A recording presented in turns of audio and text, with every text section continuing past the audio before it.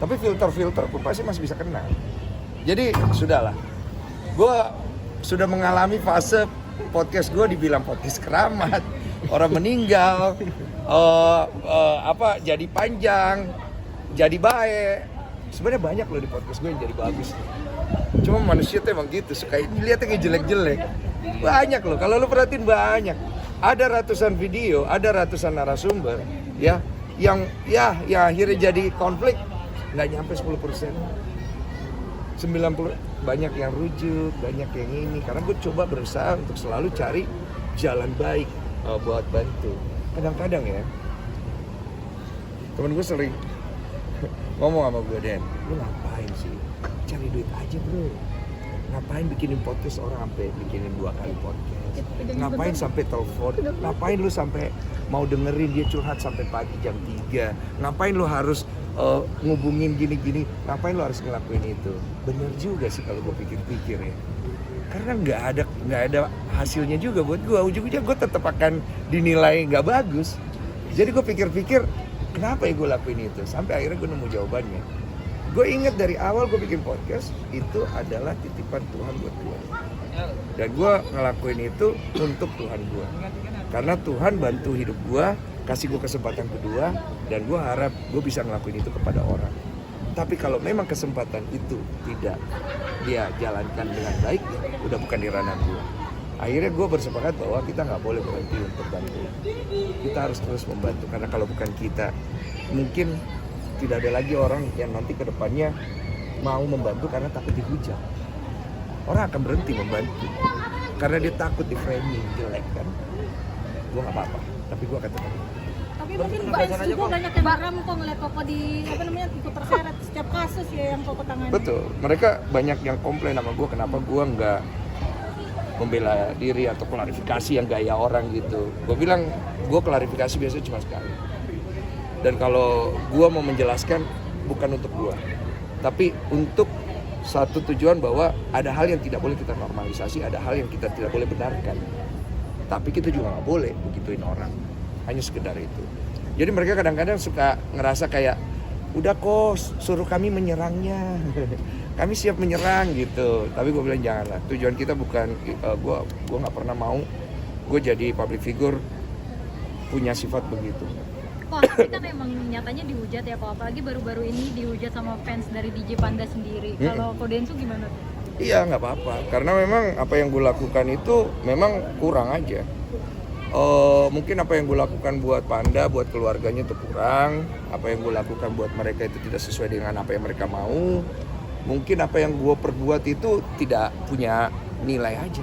Jadi gue anggap itu kesalahan di gue nggak mau salahin pihak lain. Jadi prinsip hidup gue tidak pernah mau menyalahkan orang. Karena gue nggak bisa kontrol orang, tapi gue bisa kontrol diri gue. Yang salah adalah gue. Kenapa gue menerima podcast itu? Sampai akhirnya dibilang fitnah dari ayah dari DJ Panda sendiri. Kok itu kan maksudnya udah kejauhan ya kok? Apa itu fitnah? Itu netizen pada bilang kalau Ko Densu fitnah DJ Panda, ayahnya dari DJ Panda gitu. Fitnah apanya dia? Bisa nggak tahu dugaan, bukan kita terkait podcast. Fitnah apa? Fitnah apa? Fitnah harus jelas. Jangan sembarangan. Kalau fitnah kan, kalau fitnahnya apa, ya gue klarifikasi. Kalau enggak, ya gue mau klarifikasi apa? Tapi gue melihat hubungan sempat podcast di DJ Brady sama mungkin soal perjalanan cintanya sama Erika kan putus nih. Iya. Mungkin komentarnya seperti apa sih? Kau kan sempat tahu. Iya, netizennya rame banget ya. Ya sudahlah, masing-masing belum nikah ini masih panjang perjalanan. Yang kayak anak kecil lah semuanya. Iya, yang salah perbaiki diri, yang benar jangan udahlah, semua punya kurang lah. Belum nikah cuy. Shut up. Bukan cerai ya kok? Iya. Udahlah, masih banyak panjang perjalanan, udahlah. Brevi, perbaiki diri, belajar, cari pasangan yang baik. Erika juga sama, cari pasangan yang baik. Panda juga sama, cari anaknya, cek, perbaiki hidup, nikah, jadi orang baik. Itu aja. Sempat ada komunikasi sama DJ Panda gak sih kok terkait masalah Koko? Mungkin sempat spill katanya Koko nyaranin ke rumah sakit, mungkin soal ngasih boneka itu gimana kok? Sampai sekarang ada komunikasi gak sih? Itu bukan gue yang spill, yang nyaranin ke rumah sakit itu fansnya apa hatersnya Panda apa gimana, wah tahu dia nanya gue di DM, kok benar nggak kok yang nulisin caption apa gini. Iya benar. Kenapa kok ngelakuin itu? Ya supaya orang kasih dia kesempatan lah. Kan dia minta tolong sama gue, bantu pulihkan nama baiknya, karena dia tuh hancur sekali. Ya gue mesti ngapain? Jadi minta tolong, minta saran, gue kasih. Terus ada yang bilang, ngapain sih lu ikut campur urusan orang? Jangan datang ke gua. Jangan datang ke gua. Gua juga nggak ngundang soalnya, gua bantu doang, kasihan. Gitu ya, gua cuma bantu. Kalau memang bantuan gua kurang, ya udahlah. Mohon maaf ya, gitu ya. Minta maaf kalau bantuan saya kurang, gitu. Itu aja sih. Tapi di Polda ini kok sempat ada perdamaian, tapi Erika kalau misalkan mau berdamai dengan DJ Panda, kecuali DJ Pandanya mengakui perbuatannya, itu gimana? Kau bukan urusan gue itu, urusan mereka lah. Ini yang lagi rame lagi nih kok. Kemarin kan sempat jadi korban, tapi saat ini juga dia menjadi pelakunya kok. Cuma ada sangkut pautnya sama saya. Kita melihat kejadian itu. Mengundang ke Tidak podcast mau mungkin belum kok. ada sangkut pautnya sama saya. Mengundang podcast Belum kena podcast. Kemarin tim saya bilang ada ini info, tapi belum saya bisa pastikan itu. Jadi saya belum bisa komentar. Apakah terlalu berat case ini kok? Terlalu berat materi. Berat tuh dosa kalian.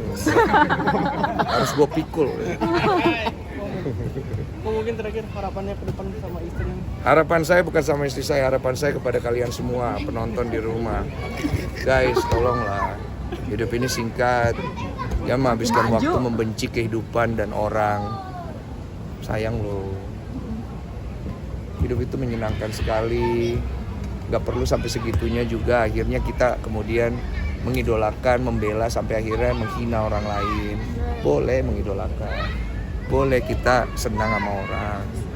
Tapi apa bedanya kita dengan orang-orang yang kita pikir tidak baik itu kalau kita menghina dengan injak leher orang lain, merendahkan orang lain, body shaming dia, hina dia punya keluarga, hina dia punya muka, hina dia punya anak. Kalian mengaku diri kalian orang baik, tapi kalian lakuin itu.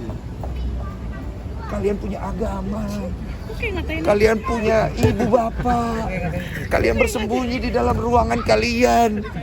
Karena kalian kecewa sama keluarga kalian, kalian lampiaskan kepada orang. Kalian bersembunyi di balik semua framing-framing itu, sedangkan kalian tuh sebenarnya sendiri juga takut. Cari Tuhan. Takbir. Ini